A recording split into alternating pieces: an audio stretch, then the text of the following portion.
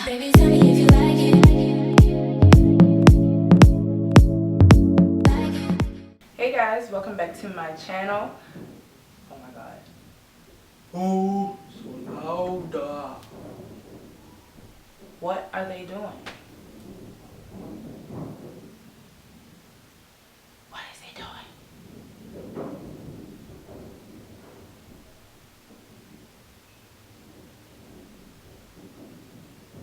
4 more days in this place. 4 more days.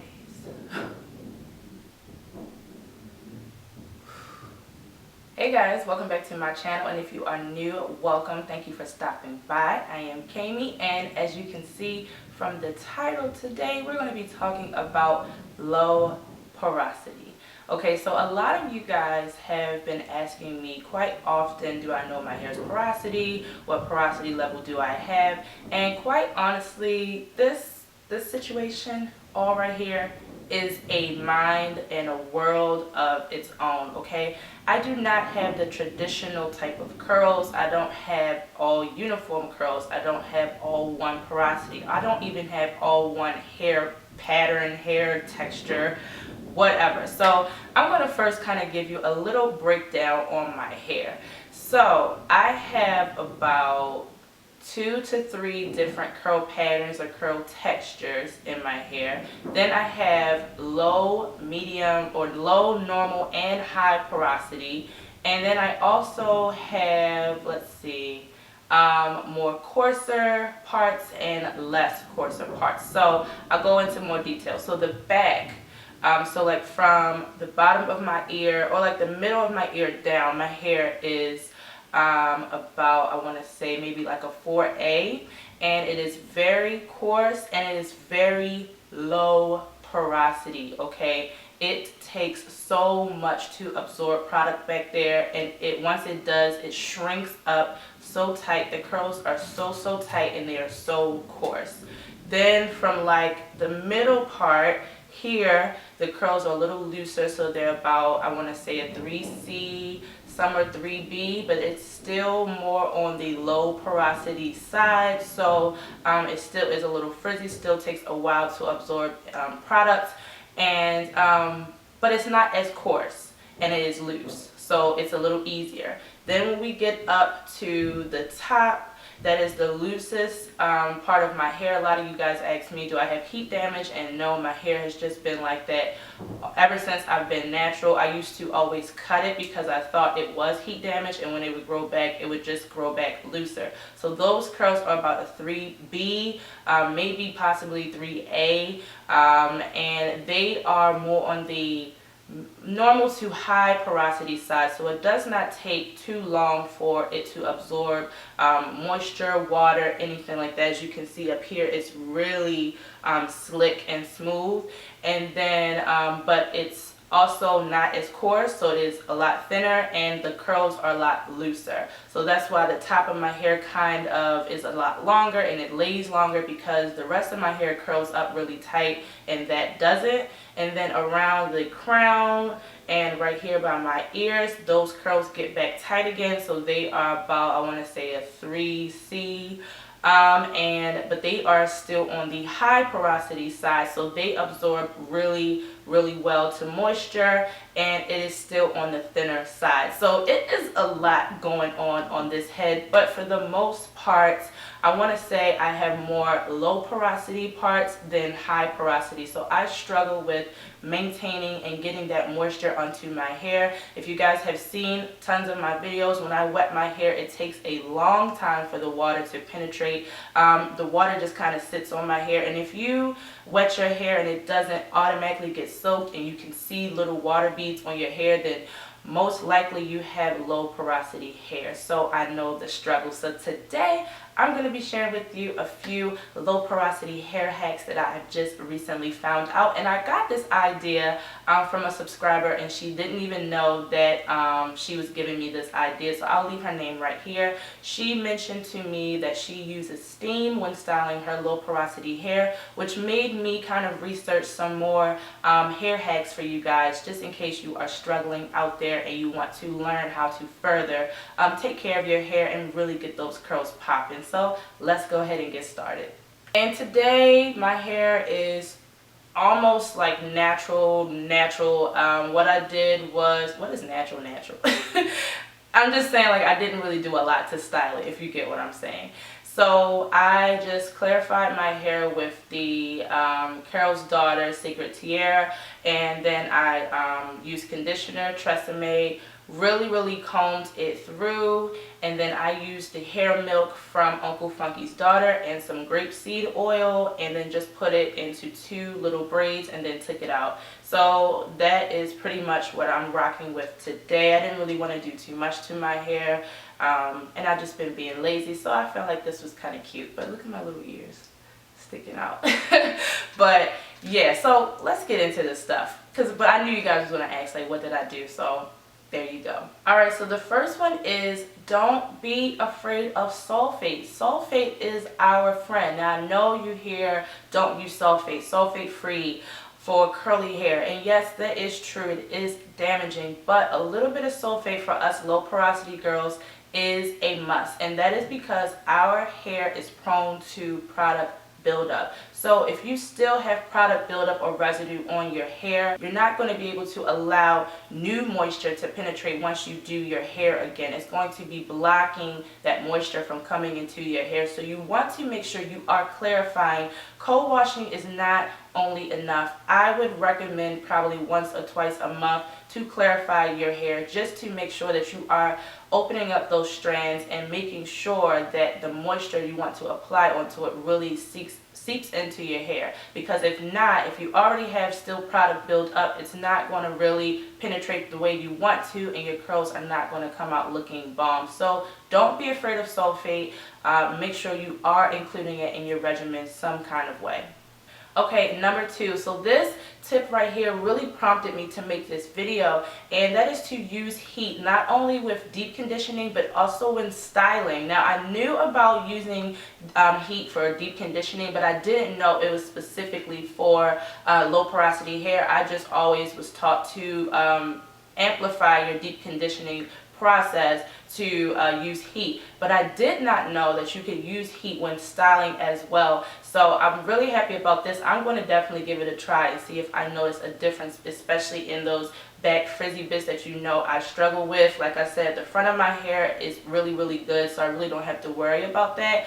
But definitely use heat, so a handheld steamer, hooded dryer, something like that, where not only when you're using it with deep conditioning, like I said, which you should already be doing, but when styling. So first you want to make sure that you wet your hair, you add in your leave-in or your moisturizer, then go ahead and use the steamer for maybe 10 minutes or so, and then apply your sealer, your product, your gel, your cream, whatever you're going to use to seal off those curls. And I'm telling you, you will definitely see a difference. I did a lot of research on this particular topic with using heat, and it works wonders. So definitely give it a try and see if it helps out your washing goals or your styles in general. The next one, which I'm kind of realizing now as I'm doing my new series, which is Will My Curls Pop? I'll leave that right here. I've been trying out a lot of products, and I am noticing that those water-based products are not as bad as I thought. They actually really work on my hair, and doing research, I found just that. So use water-based moisturizers. They will definitely increase the moisture factor, and they are easily to penetrate into our hair, because heavier products just tend to weigh our hair down, which makes it seem like it's clumping it together or it's adding that moisture, but it's really just sitting on top. So those water-based products are really going to go into those cuticles and give you that moisture, give you that long-lasting curls, soft curls, and allow your hair to really thrive. So definitely give them a try. I'm not sure if I have to look at the ingredients, but I'm pretty sure water is the first ingredient in the Kinky Curly Knot Today, which I mentioned in that video. And as you guys saw, that was one of the best leave-ins that I've ever used. It just worked on my hair so well. So I'm really impressed by that, and I'm definitely going to do more research to adding more water-based leave-ins and products into my hair care supply, all of that good stuff. So water-based leave-ins, our friend. Okay, and this one really surprised me because I have been using heavy oils for a long time, but we are supposed to be using light oils, ladies. Okay, so I did not know that. Coconut oil, olive oil, they are my favorite, but they are not doing justice to our low porosity strands. So please pull out your lighter oils and you will definitely see a difference. If you do not know what oil is light or heavy, so coconut oil, castor oil, and olive oil are considered heavy oils, and then your grapeseed oil, your argan oil, and your sweet almond oil are light oils, which is funny because when I made my oil concoction, I used most of the light oils without doing too much research. I did do research, of course, for the video, but I did not, that video was more specifically towards growth and health, and so that's why I chose those oils. But now that I know that those oils also help with my low porosity hair and styling and moisturizing, I'm definitely going to keep using those. So make sure you do your research on your hair products. And that's why I always tell you guys, it's not only just about watching us and saying, oh, our curls look the same, because as you can see on my one head, I don't have the same curls. So you can't possibly have the same curls as me. So you have to do your research on not only your hair texture, your curl pattern, but your porosity as well. And Catherine Heigl, the girl from where she had the baby with the guy at the club. I don't know. The comedian fat guy at the club, her sister went out one night. Oh, Seth Rogen? Yeah. With her. Oh, okay. She's the wife. She and her husband. But let me you want to just stay on the phone real quick? I think I have like 2 more tips. No, go ahead. Just call me back. Okay. Yeah, I got 2 more tips. Okay. All right. And now this one I kind of discovered on my own as well in the last video where I was using Jane Carter, and I noticed for certain sections I did not have to have my hair soaking wet. So for low porosity girls, you do not have to have your hair soaking wet.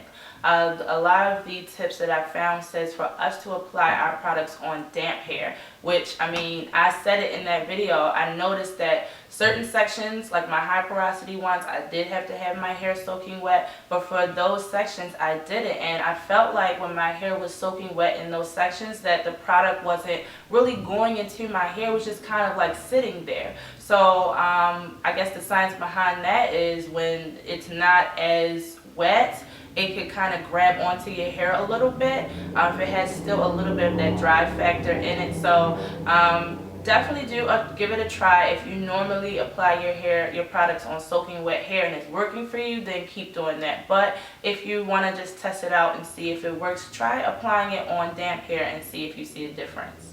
And the last tip is about using leave-ins. So alternate using leave-ins with lightweight moisturizers or hair milks. And the reason behind this is because a lot of leave-ins have protein in them. And for us, we are prone to product buildup. So if we are constantly using leave-ins, we might experience a protein overload, which if you have too much protein in your hair, it will be kind of dry and brittle and hard. And so that is definitely not good if you want to have, moisturized, soft, bouncy hair. So alternate using lightweight moisturizers or hair milks that have humectants in it, like glycerin, which will in return give you that moisture, because glycerin kind of offers us and allows our hair to retain moisture, and it allows our curls to be soft, be bouncy, moisturized, and things like that. So if you are noticing that maybe your hair is more often dry, take a look at your leave-ins that you're using, and you might be adding too much protein unwillingly or unknowingly to yourself, that you are causing your hair to be dry. But instead, go for some of those products that do have a little bit of glycerin or are lightweight water-based hair milks and moisturizers, and that way you can kind of avoid not having dry hair in a sense. So those are my hair hacks. I hope they helped you out. I hope you learned something. Maybe, I know I definitely did, especially when my subscriber mentioned to me to use heat when styling your hair. That was like a light bulb went off. So I'm super excited about that. I'm still learning as well, even though I have been natural for about 15 years. I am just trying to still get this thing down. So any tips that I find out, of course, I'm going to share with you guys, and I hope you do the same with me, because don't think just because I make these videos that I don't need tips and I don't need help either, because I do. So thank you once again for watching. I will see you guys tomorrow in the live stream. If you don't know, we have switched things up a bit, and now I'm going live from my couch, so it feels real homey. It feels real, you know, homegirl chit chat kind of feel. So I love it, and I love having you guys there. So I'll see you between 10 and 1. Hope you have a great rest of your day, and I'll talk to you soon. Don't forget to subscribe. Bye.